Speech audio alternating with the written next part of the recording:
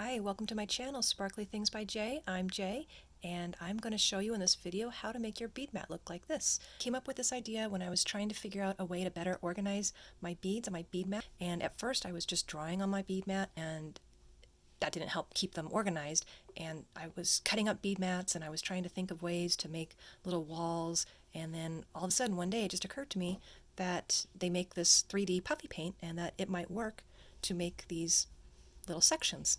And at first I put boxes or I think circles all over, but it wasn't really ergonomic to kind of go all over. And then I realized that when you're working, you just it's a lot easier when you just move your hand back and forth like this to pick up beads. So that's how I came up with this design. This is really easy. It only takes a few things that you have probably already lying around your house. There's only one item that you might have to purchase, and I'm going to show you everything you need to get started right now. This project only requires a few simple things: a bead mat, a Sharpie marker, a ruler, and this is the one thing that you might have to buy. This is a puffy paint or 3D paint, and you could buy this in any color, any texture. This one dries kind of shiny. There's a matte I've used before. It works just fine too. And this is a washable item once it's dry. So if you want to wash your bead mat, that's fine with this paint as well. Next, you're going to need some circle templates, a small, medium, and large. If you already have plastic templates, great. If not, just whatever you have lying around the house works as well. You will also need a few sheets of scratch paper to practice making your design. These are some optional items. This is a piece of cardboard the size of the bead mat. If you want to give it a more secure backing, you can glue it on temporarily with a glue like this, or more permanently with a glue like this. And this is another optional item. This is just scrap sticker paper, and this is scrap paper. You could also make with your scratch paper your key, so you remember which numbers they were, because I don't always remember, especially when I'm using different brands. Another thing I like to do is I make 2 of these numbers, these letters, and I'll put that right on the bead tube that I'm using. So that way I know exactly which orange that needs to go back into, because I use a lot of the same colors, and sometimes it's late at night and I'm putting my beads away and it sure looks like the right tube and it's not, and then I have to go back and sort them later, which isn't fun. So this is just really handy. Once you've picked out a few circle shapes to use as templates, take your scratch paper and just trace around those templates to see what you have.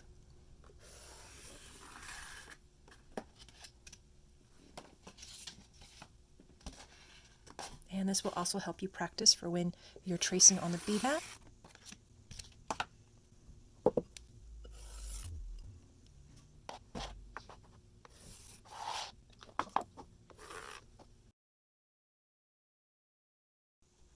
Now that you see what your templates are going to look like, pick 3 that you like, and we're going to make another practice template. These are the 3 that I chose, and if you'd like to know the sizes, this one is just over 10 inches across, and this one I think was about 7.5, and this one is just over 5, about 5 1/4. Once you've chosen the 3 round templates that you're going to use, take another piece of scratch paper and put your largest template centered and just trace around that. And then take your next largest template, and I usually leave about 1.25 inches or so. And then your smallest template.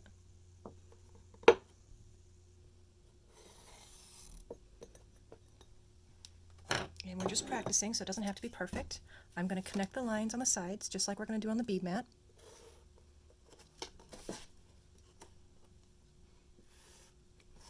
And now you get to choose how many boxes you're going to make, and I usually choose to make more boxes down here on the bottom, so I'm going to make 4 marks to make 5 boxes here on the bottom, and just guessing they're going to be about there. And then connect those lines. And I'm going to do the same on the top. I only like a few boxes on top, so I'm just going to do 2 marks, and that will make 3 boxes. like that.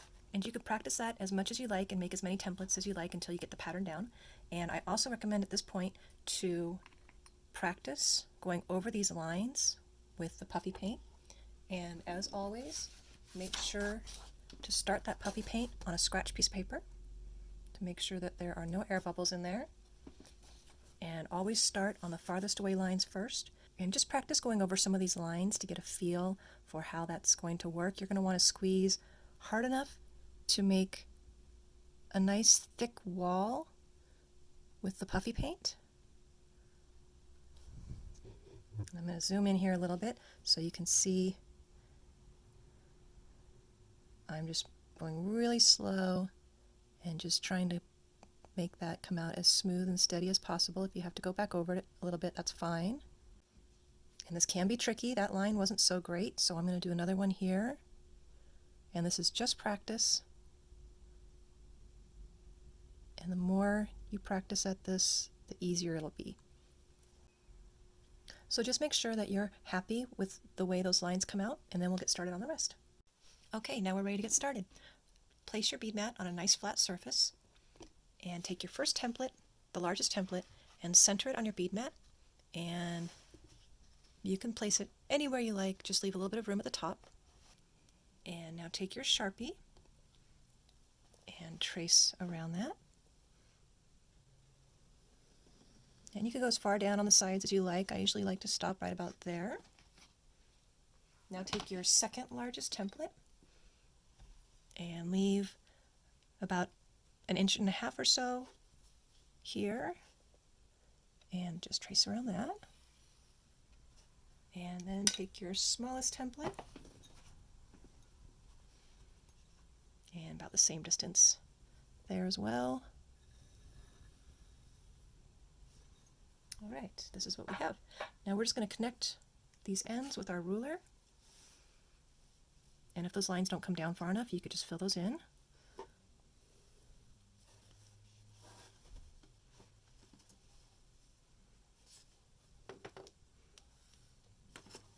All right, this is what we have now. So this isn't exact scientific, I just kind of eyeball it. And I'm just going to map out kind of where I think these next lines need to go, and I'll just put little dots. And you can move those around like that. And then just connect these two lines where your dots are. Like that. And then up here I'm just going to do, I think, 3 boxes. So I'm going to make 2 dots like that. And then connect. Close enough. Doesn't have to be exact. Okay, now it's time for the puffy paint. And it's best to get it started on a scrap piece of paper because sometimes there are air bubbles. So just make sure that's all started. And I'm going to start on this outside line here first because it's farthest away. And just start slow. And I'm squeezing this really hard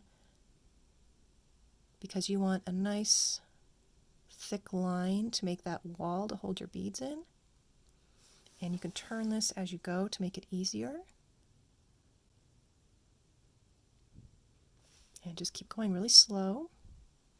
And you can go over that line a little bit, but not too much. This paint is not very forgiving. If you make a mistake, it will stay there. So you just want to make sure you just go really slow. And if you have to pick the bottle up like that, just make sure that line doesn't follow you.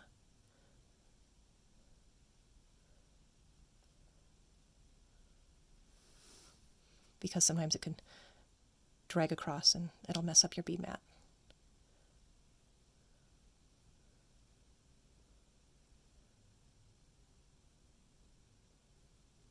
Okay, now I'm going to fill in these lines just a little bit.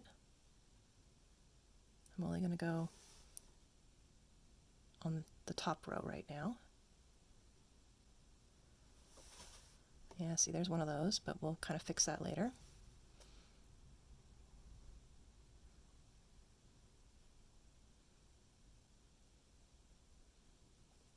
And if you get any bumps, you can kind of smooth them out a little bit.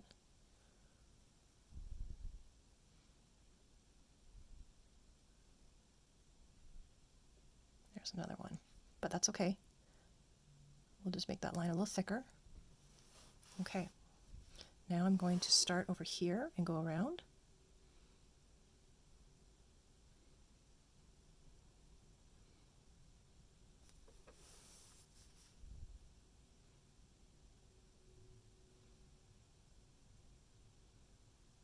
And see, we just went right over that little mistake there. You can barely see it now.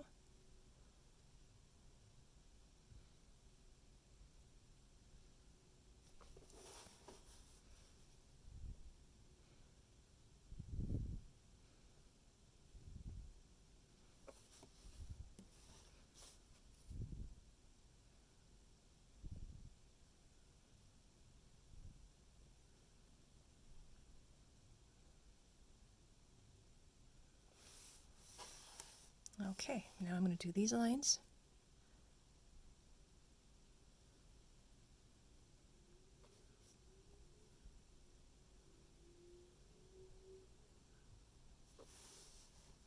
And just be really careful when you're lifting up that that line doesn't follow you.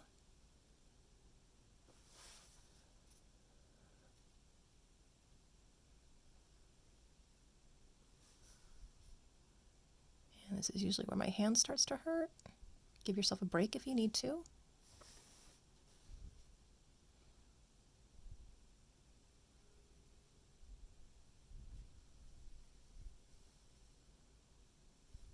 Okay, now for the last line.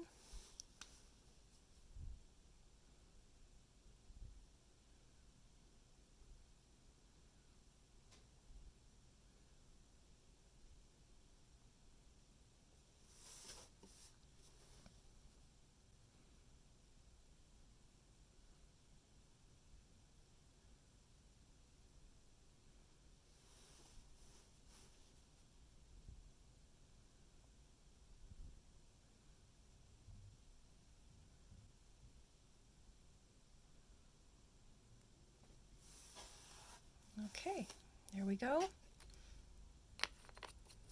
That's what we have now. And you're going to want to put that somewhere where it doesn't get bumped or touched at all. I usually wait overnight, several hours at least, before you want to think about touching it. But it won't drip. You can pick it up right away and it will stay. So just set that aside for now. Once your bead mat is all dry, you're pretty much done. That's it. You have a couple of options now. You can either write on it your A, B, C, D. You can use your stickers to just put those on. And if you wish, now you can add the cardboard to the back of this, so that makes it a little more rigid, so that you can pick up your project and move it around a little easier. And I'll show you how to do that next.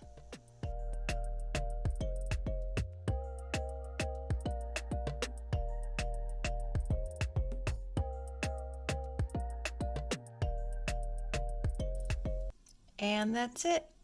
Thank you so much for watching, and I hope you enjoy making your own ergonomic bead mat. But if that looks like too much trouble, I also have this available for sale in my Etsy shop at SparklyThingsByJ.